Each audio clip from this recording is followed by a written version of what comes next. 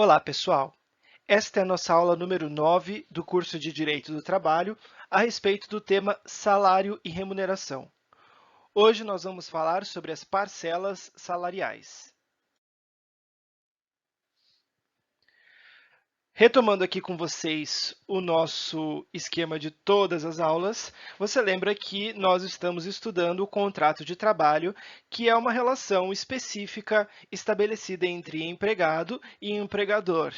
Nesta relação, o empregado presta um serviço na sua jornada de trabalho e, em contraprestação, o empregador paga uma remuneração.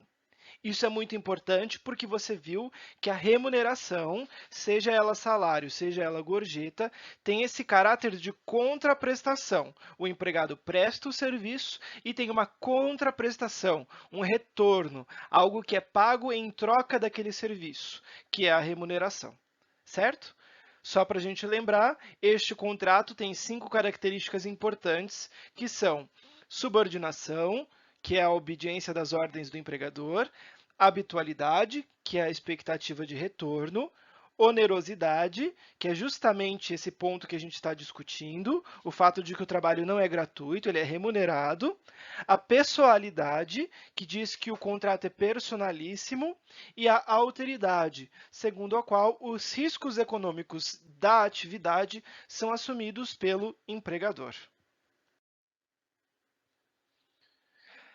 Na aula passada, nós estudamos o tema da remuneração e nós vimos que a remuneração envolve dois grandes grupos de verbas, o salário e a gorjeta.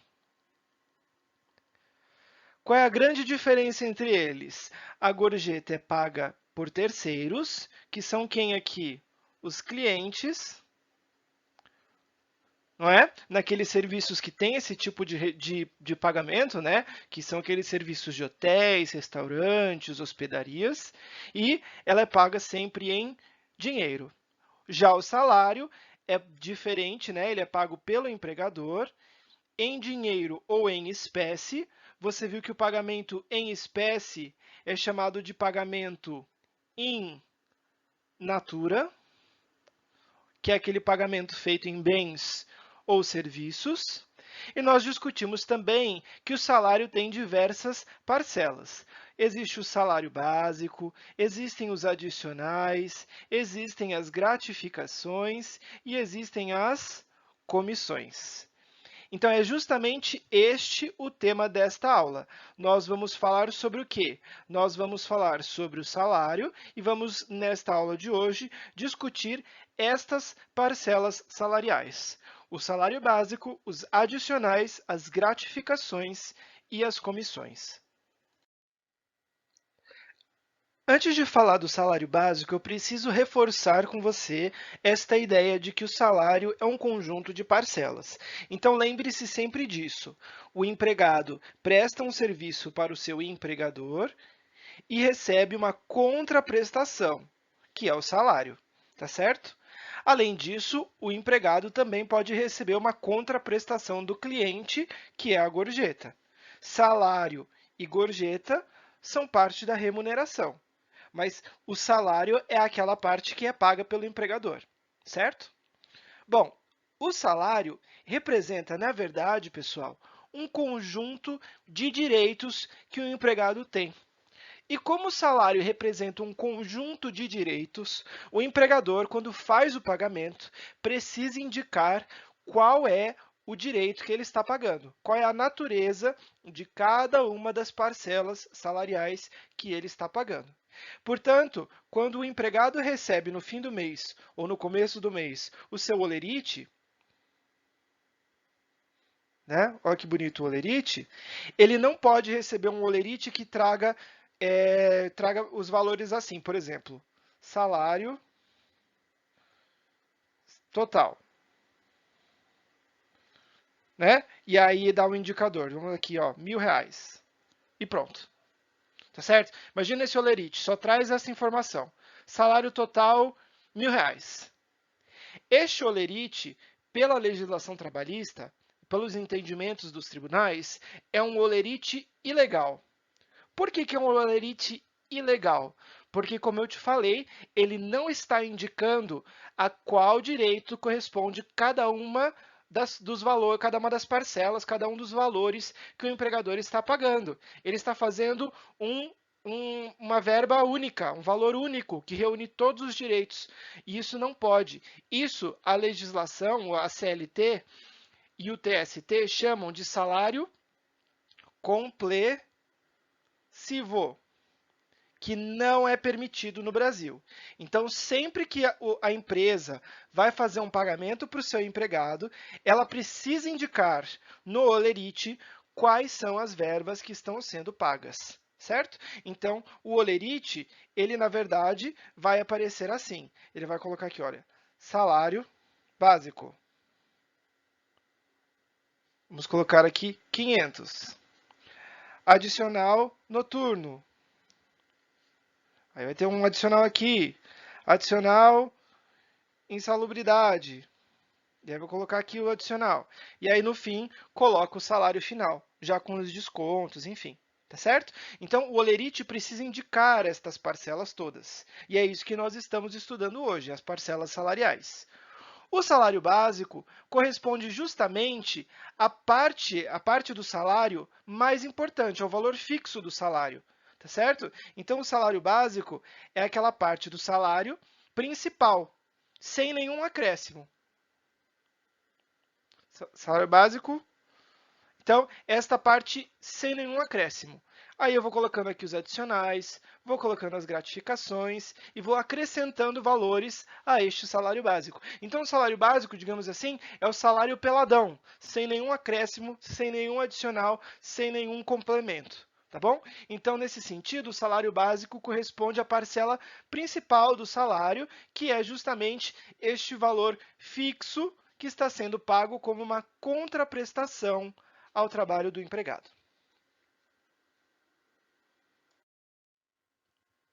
Além do salário básico, o empregado pode vir a receber também os chamados adicionais.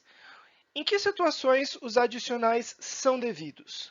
Os adicionais são devidos, preste atenção que isso é muito importante, nas situações em que existe uma condição de trabalho, né, uma situação em que o trabalho é mais gravoso, mais desgastante, mais perigoso.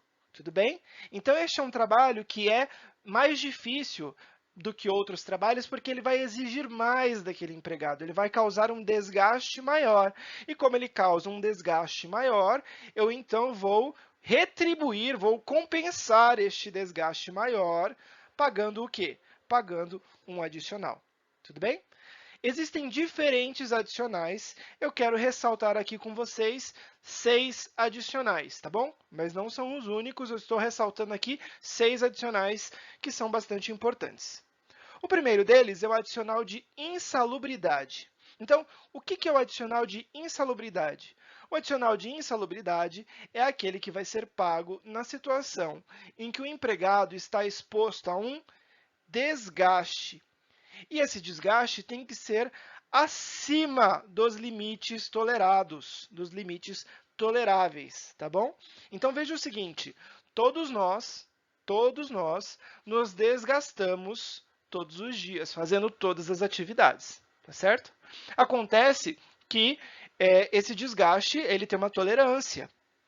Então, se você faz um levantamento de um peso, por exemplo, se você tem que pegar uma pasta pesada e levar de um lugar do escritório para o outro, isso te causa um desgaste, concorda? Mas é um desgaste que pode ser tolerável, um desgaste que você tem que aguentar, faz parte do trabalho. Agora, existem certos desgastes que já começam a causar danos à saúde do empregado. Não é que ele catou uma pasta de um lugar e levou para outro. O trabalho dele envolve carregar muito peso durante todo o dia ou durante várias vezes ao dia. Ele precisa ficar num lugar que tem uma qualidade de respiração do ar pior. Ou então ele está num lugar que tem um ruído muito intenso. Então, nestas situações em que eu passo do limite do que é tolerável, do que é aceitável, então o empregado vai começar a receber o chamado adicional de insalubridade. Justamente aqui, porque essa tolerância existe, A lei diferencia situações em que o desgaste é pequeno e aí será pago um adicional mínimo, um adicional pequeno. Situações em que o desgaste é médio e situações em que o desgaste é alto. É o desgaste mais grave, então eu pago um adicional maior. Então aqui a legislação vai diferenciar 3 níveis de desgaste e vai pagar um adicional correspondente a esses 3 níveis. O mínimo de 10%, o médio de 20% e o máximo de 40%. Aqui, para você ter noção de que é importante conhecer os diferentes valores de salário, você tem que ver que a base de cálculo desse adicional é o salário mínimo, tá bom? Salário mínimo aplicável aí, como você viu na aula passada, a todo o território nacional. Então, você vai receber um adicional de 20% do salário mínimo, de 40% do salário mínimo nas situações em que houver insalubridade. O adicional de insalubridade é importante e ele é confundido com o adicional de periculosidade. Olha a diferença aqui. No adicional de insalubridade, eu estava falando para você de uma situação aqui, ó, de desgaste. Já no adicional de periculosidade, eu tenho uma situação de perigo, é uma atividade perigosa, acima do tolerável, tá bom? Então, a mesma ideia, você está exposto a perigo em tudo que você faz na vida. Qualquer coisa que você faz, você corre risco, tá certo? Agora, uma coisa é você correr risco de cortar sua mão com papel dentro do escritório. Outra coisa é você correr risco de levar um tiro de um assaltante, porque você é um motorista de um carro forte, tá certo? O risco aqui, o perigo, é muito maior, muito mais relevante, muito mais, enfim, está muito acima do tolerável nesta situação, tá certo? Então, o perigo, cuidado para não confundir. A insalubridade é uma situação que vai aos poucos desgastando a saúde do empregado. Então, existe um ruído que vai causando aos poucos a surdez. Existe a exposição ao sol, que vai causando aos poucos um desgaste da sua pele. Existe o levantamento aí de um peso, que vai causando desgaste muscular, físico. É diferente da situação do perigo, porque o perigo é aquilo, está tudo bem, até que um dia um assalto acontece, até que um dia o posto de gasolina explode, até que um dia pega fogo, tudo bem? Até que um dia você sofre um acidente com a moto e aí você perde uma perna, algo terrível assim. Tá certo? Então, é diferente. O adicional de insalubridade existe esse agente insalubre que torna o seu trabalho desgastante. O adicional de periculosidade não. É algo que não causa um desgaste, mas te expõe a um risco que, se acontecer, vai te causar um dano muito grande. Tá certo? Sendo que aqui, olha, o valor do adicional de periculosidade é um pouco diferente, ele é de 30% e a base de cálculo dele aqui vai ser o salário básico. Então, aqui a base é o salário mínimo, a base no outro é o salário básico, tá bom? Existe uma regra muito importante que você precisa saber. O trabalhador vai receber ou adicional de insalubridade ou adicional de periculosidade. Os dois ao mesmo tempo ele não pode receber, tá certo? Eu posso acumular vários adicionais, mas estes dois ao mesmo tempo eu não posso acumular. Tudo bem? Eu posso acumular adicional de insalubridade com adicional noturno? Posso. Posso acumular adicional de periculosidade com, sei lá, adicional de transferência? Pode, sem problema nenhum. O que eu não posso acumular são esses dois rapazes aqui, tá bom? Esses dois aqui não se bicam. Então, vai ser ou o adicional de insalubridade ou o de periculosidade. Ou um ou outro. Não pode receber os dois ao mesmo tempo. Tudo bem? E qual dos dois você acha que o empregado vai receber? Bom, aí vai depender de qual dos dois é maior. Ele vai receber aquele que é mais favorável, tá bom? Então você vai olhar aqui qual dos dois valores está remunerando mais o empregado, é mais favorável para ele, e aí você aplica o adicional mais favorável. E aí você vai lembrar que a gente, desde as primeiras aulas, fala lá do princípio protetor, lembra dele? E a gente falou aqui daquela situação mais benéfica, lembra disso? da norma mais benéfica, da condição mais benéfica. Então, neste caso, qual das condições é mais benéfica? Eu vou olhar e a que for mais benéfica, eu aplico. Tudo bem? Pode ser o de periculosidade ou o de insalubridade, dependendo do caso. Tudo bem? Adicional de penosidade você precisa conhecer, porque ele é um adicional teórico. Como assim teórico, professor?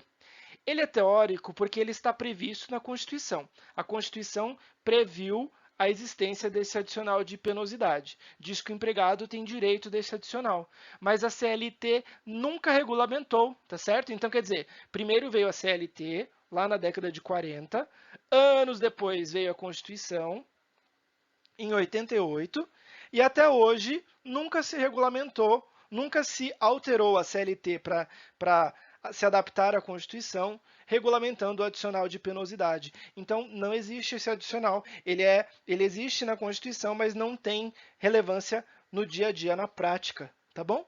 O que você precisa conhecer dele, então, é justamente o fato de que não existe regulamentação para ele, e também que o adicional de penosidade seria naquela situação em que o trabalho é penoso, né? Um trabalho mais árduo do que o normal e que não seja nem insalubre e nem perigoso. Por que que isso nunca foi regulamentado? Porque, na prática, é muito difícil pensar numa situação que seja penosa e que não seja nem insalubre e nem perigosa, tá bom? Mas nunca foi regulamentado, então você não precisa se preocupar muito com isso. Adicional de transferência. O adicional de transferência ele é devido numa situação em que existe necessidade do serviço e o empregador faz uma mudança unilateral do empregado para outro lugar. O que isso significa, mudança unilateral? Veja, se fosse uma mudança bilateral, bi significa dois, né? Então, seria uma mudança concordada pelos dois, pelo empregado e pelo empregador.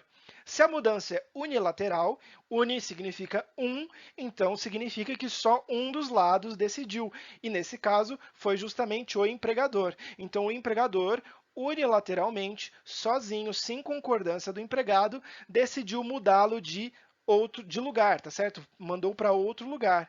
Esta mudança vai ser justificada pela necessidade do serviço e ela vai ser temporária. Enquanto durar essa transferência temporária, então o empregado vai receber um acréscimo de 25%. 25% do seu salário total, olha a base de cálculo aqui. Então, lembre-se dessa situação. Se houver transferência temporária, e essa é uma transferência unilateral, por necessidade do serviço, o empregado vai receber esse adicional. Você percebe que o adicional sempre tem a ver, então, com essa situação mais gravosa, tá certo? Então, pensa assim, olha, se você está sendo transferido de lugar, você vai ter que, eventualmente, contratar alguém para cuidar dos seus filhos, se eles ficarem na cidade que você estava antes, você vai ter que alugar um novo apartamento, quer dizer, você vai ter uma série de gastos aí porque você está sendo transferido, tá certo? E para cobrir aqueles gastos que não vão ser pagos pelo seu empregador, então a lei garante aí um adicional de 25%. Tá bom? Adicional de hora extra. Esse adicional, a gente já falou dele, é aquele devido na sobrejornada. O que é a sobrejornada? Você trabalhou lá as suas 8 horas por dia e aí você continuou trabalhando por mais 2 horas. Isso nós chamamos de hora extra, tá certo? As pessoas não gostam de fazer hora extra, mas gostam de receber hora extra. E por que isso? Porque a hora extra tem um adicional bem grande aqui, olha, de 50% da hora normal. Então, para cada hora extra que você trabalha, você recebe o valor da hora normal mais 50%. Tudo bem? Este 50% é o mínimo que a lei garante.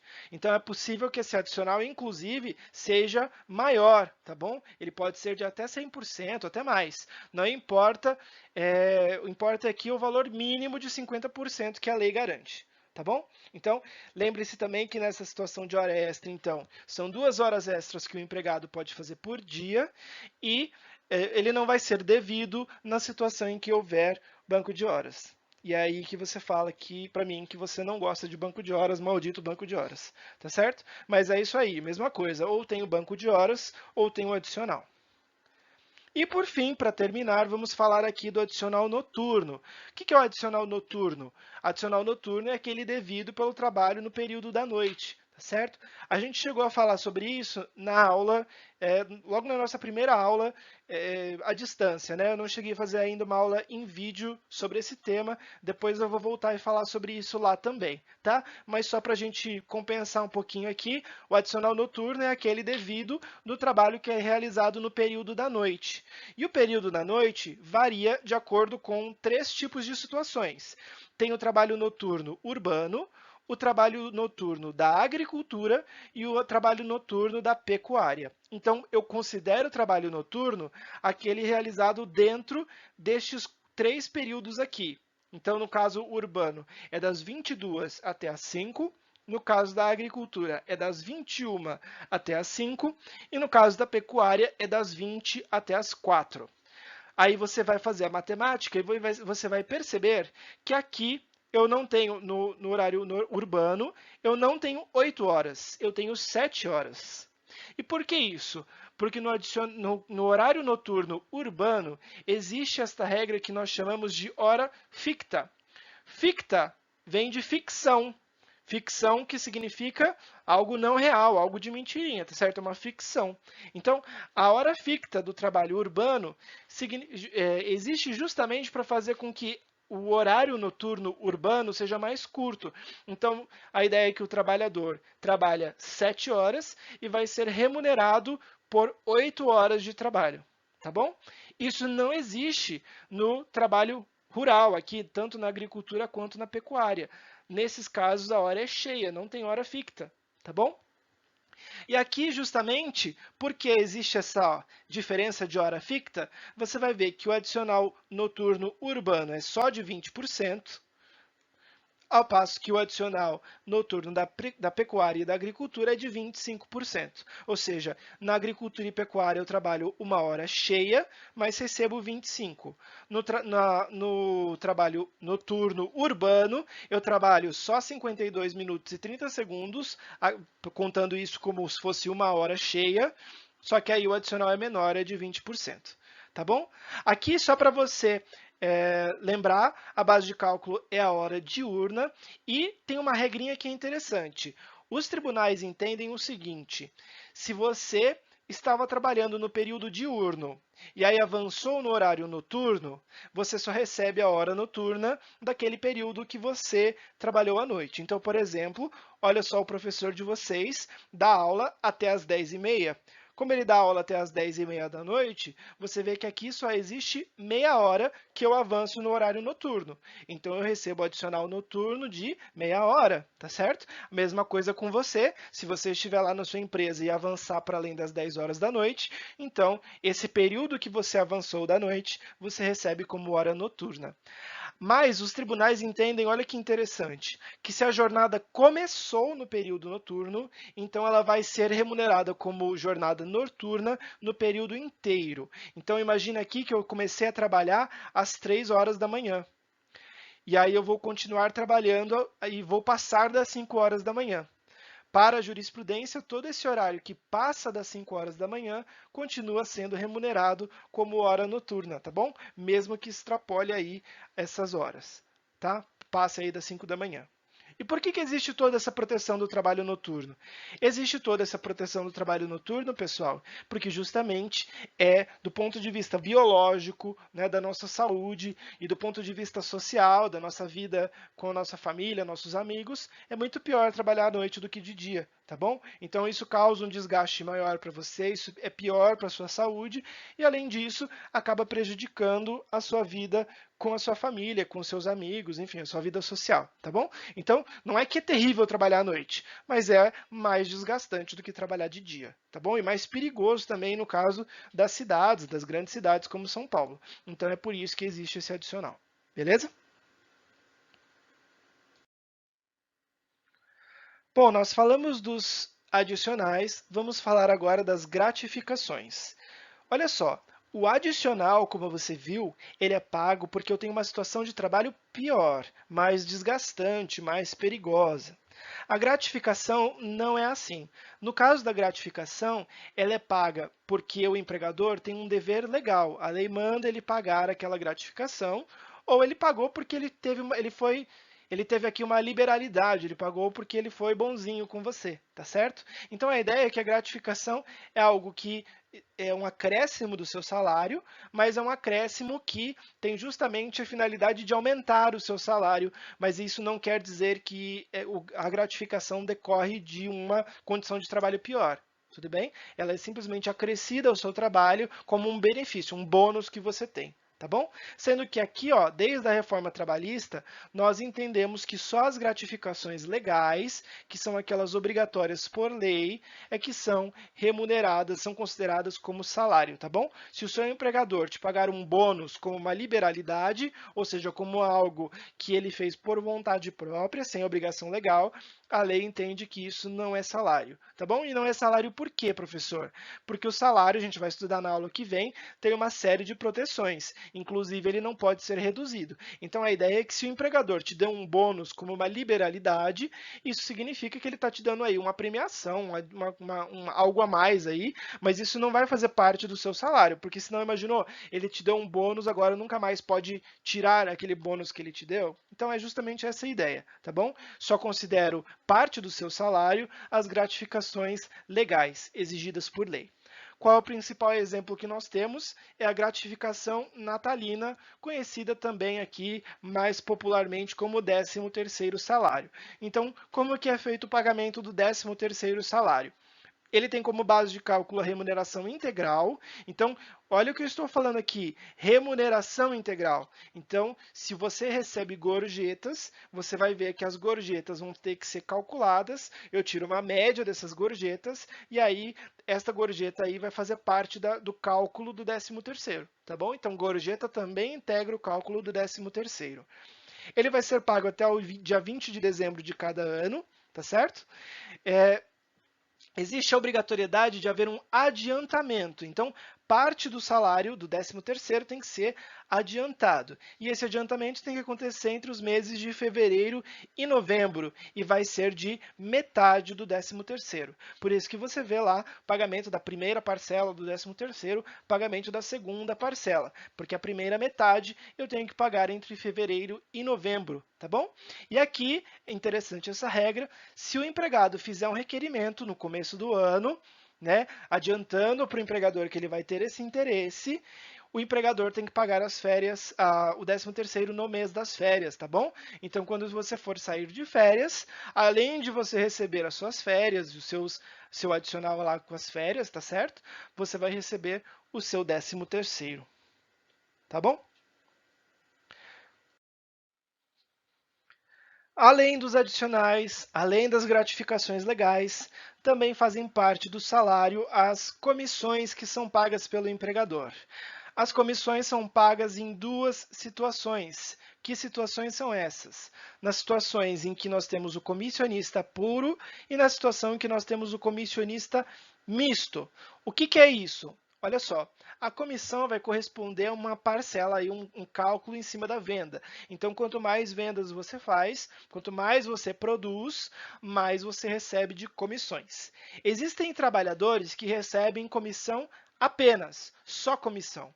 Não tem lá o nosso querido salário básico, tá certo? Recebem só comissão. Esse é o comissionista puro, puro porque ele só tem comissão.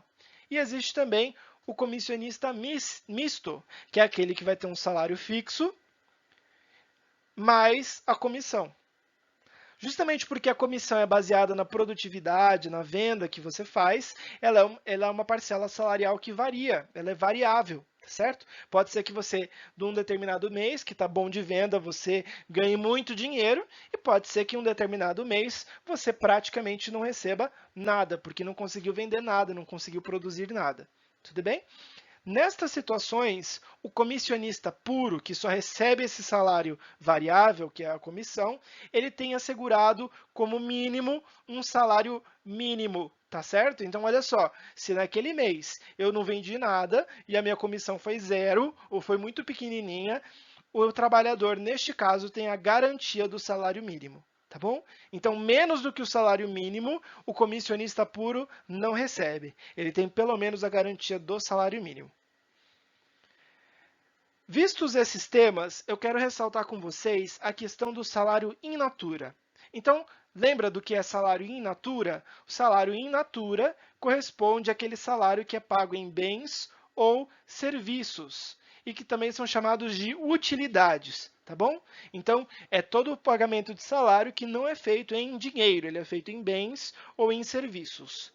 A grande discussão que tem aqui é que justamente para que eu possa considerar um bem pago pelo empregador como salário in natura, eu preciso reconhecer que aquele bem foi dado com um caráter contraprestativo. O que significa contraprestativo mesmo, professor? Contraprestativo significa que o empregado fez uma prestação, prestou um serviço, e agora o empregador vai fazer uma contraprestação, vai remunerar pelo salário aquele empregado, tá certo? Então, para que eu considere que um determinado bem foi pago como salário in natura, eu preciso verificar se teve esse caráter contraprestativo. Então, cuidado, é importante verificar aqui se aquele bem, aquele serviço foi entregue ao empregado pelo seu trabalho, ou seja, como uma contraprestação e, portanto, tem natureza salarial, ou se foi um bem entregue para o trabalho, ou seja, aquilo que não tem natureza salarial, tá certo? Então, vou te dar um exemplo. Imagina que você trabalha numa loja de roupas, tá certo? Numa loja de marca aí. Aí o seu empregador chegou para você e falou assim: escuta, você quer receber parte do seu salário, parte da sua remuneração mensal em roupas? Então, você pode aceitar e receber uma roupa aí como parte do seu pagamento. Isso é diferente de eu te entregar um uniforme e falar o seguinte: olha, este uniforme você precisa usar, é obrigatório trajar este uniforme aqui. Tá certo? Então, olha só, uniforme, neste caso, nesse segundo exemplo que eu trouxe para você, ele não está sendo pago como uma contraprestação. Ele não foi pago em troca do seu trabalho, mas ele foi dado a você para trabalhar. Você precisa do uniforme, ele é obrigatório para o trabalho. Então, este uniforme não é salário in natura, porque não é contraprestativo. Ele é algo que foi te dado porque você tem que usar, você precisa usar, tá bom? Mesma coisa, imagina o carro. Eu posso te dar um carro da empresa. Se eu dou um carro para você, isso é um salário, porque eu estou te dando aquele carro com uma remuneração, certo? Como uma contraprestação. Então, parabéns, está aqui o carro como parte do seu salário. Agora, diferente é, por exemplo, o motorista que vai trabalhar com o carro. Ele não está recebendo aquele carro para como uma contraprestação. Ele está recebendo aquele carro para usar no trabalho, tá bom? Ainda que o empregador vire e fale assim, ó, você pode pegar o carro da empresa e ir para casa, você pode usar esse carro na sua vida pessoal, eu te dou essa liberdade, isso não tira o fato de que aquele carro é usado como um instrumento de trabalho, tá bom? Então não vai ser salário, não é parte do salário in natura, tá bom? E aqui, lembra sempre dessa regra que eu falei para você na última aula, que pelo menos 30% do salário do empregado precisa ser pago em dinheiro, tá bom? Só se garantir 30% em dinheiro, o resto todo pode ser pago in natura. 100% in natura, tudo em utilidade, tudo em bens e serviços, eu não posso, tá bom? E aqui a CLT também traz alguns bens que não podem ser usados como pagamento, tá? Então ela diz que determinados bens que são imorais, né, não podem ser usados como forma de pagamento. Então a CLT lá da década de 40 vai dizer que é imoral, por exemplo, você receber o seu salário em caixas de uísque, tá bom? Ou então em caixa de cerveja. E também não pode receber em cigarro, por exemplo, tá bom? Então, esse pagamento in natura precisam ser em bens que não sejam aí bebidas alcoólicas, drogas, armas, tá bom? Não pode ser nada nesse sentido. E para encerrar esse vídeo gigantesco para você, que eu falei na aula passada que esse tema era longo, né? Então, a gente ainda vai ter mais uma aula para discutir sobre ele, e olha o tamanho desse vídeo de hoje. Eu quero encerrar, então, esse vídeo trazendo para você algumas verbas, alguns valores que podem ser pagos pelo seu empregador e que não possuem natureza salarial. Por que eles não possuem natureza salarial? Porque eles não são considerados contraprestação. Tá bom? Seja porque eles não têm essa natureza de contraprestação, seja porque a lei expressamente disse, olha, esta verba aqui eu não considero salário. Tá bom? Como eu não considero o salário, não vai fazer parte daquelas bases de cálculo que você já viu, não vai ser uma garantia do empregado, então eu posso eventualmente até tirar esse valor, dependendo do caso, tá? Não é assegurado a você como um salário, e também não vai fazer parte do cálculo de eventuais tributos que você vai ter que pagar. Então, não faz parte do seu INSS, do seu imposto de renda, tá bom? E o que são essas verbas aqui? Ajuda de custo, diárias para viagem. Então aqui estou pensando em dinheiro que eu estou te dando para você trabalhar, né? Estou te dando uma ajuda de custo para você fazer um serviço, estou te pagando uma diária numa viagem, né? A participação nos lucros ou resultados. Olha só, a participação nos lucros, ela é considerada aí um bônus, tá certo? É um adicional aí, um adicional nesse sentido, né? Algo que você está recebendo um a mais aí, faz parte do lucro da empresa. Então não é salário, é lucro, tá certo? Então você recebe, mas não tem natureza de salário, tá bom? Inclusive é por isso que você pode ter anos que você recebe mais, tem anos que você recebe menos, enfim. Verba de representação. A verba de representação tem essa ideia de que eu te dou um dinheiro porque justamente você está representando a empresa. Né? Então eu não quero que você vá representar a empresa mal vestido, mal apresentável, tá certo? Então eu quero que você me represente bem. Então eu te dou um dinheiro para você poder gastar aí com a representação, né? Você vai falar com o juiz, vai falar com outro advogado lá, então eu vou te pagar uma verba de representação porque você tem que ir bem vestido, bem arrumado, tá bom? Então essa é a ideia da verba de representação. Na prática, enfim, ela acaba sendo um valor a mais aí que você recebe, né? Não tem muito isso, mas está aí previsto na lei. A gorjeta, olha só, cuidado aqui para não cair na pegadinha da prova, hein? A gorjeta não possui natureza de salário. Por quê? Porque você lembra que a remuneração ela é dividida em salário e gorjeta. Então, olha aqui, cuidado, hein? A gorjeta tem natureza de remuneração, só que ela não é salário. Tá bom? E por que ela não é salário? Porque quem paga é o cliente, não o empregador. Os prêmios e abonos, então são esses bônus aí que você recebe. O vale alimentação, né, também vale refeição. Vestuários e equipamentos e acessórios para a prestação do serviço. Tá bom? Então, se eu estou te dando aí um notebook da empresa para você trabalhar aí no seu home office, isso não é salário, tá bom? Por que não é salário? Porque eu estou te dando para o trabalho e não pelo trabalho. Lembra disso? Gastos com educação, então se a sua empresa, por exemplo, paga para você um caderno, um livro ou até a mesma faculdade, isso não é considerado salário. Transporte para o deslocamento ao trabalho e retorno, famoso vale transporte. Assistência médica e seguro-saúde. Então, aqui a reclamação é recorrente, né? Olha, na minha empresa eu tenho benefício de saúde, mas agora a empresa mudou o seguro, né? Eu tinha direito a um quarto individual, agora eu tenho aí que dividir com outra pessoa. Nossa, professor, que terrível isso. A empresa pode fazer isso? Pode, porque a lei diz que assistência médica e seguro-saúde não tem natureza salarial.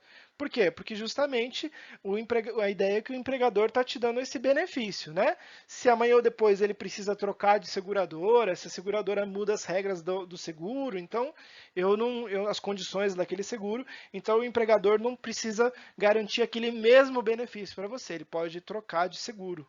Tá certo? Mesma coisa, se vale para o seguro saúde, vale para o seguro de vida, seguro de acidentes. Previdência privada, é previdência, não é salário. E por fim, o último é o Vale Cultura, que também algumas empresas pagam. Tá legal? Então é isso, pessoal. Vídeo enorme. Muito obrigado pela sua atenção. Qualquer dúvida, qualquer comentário, pode escrever aqui para mim ou então me mandar um e-mail. Eu estou à disposição de vocês. Muito obrigado por estar aqui até o final desse vídeo e até a nossa próxima aula.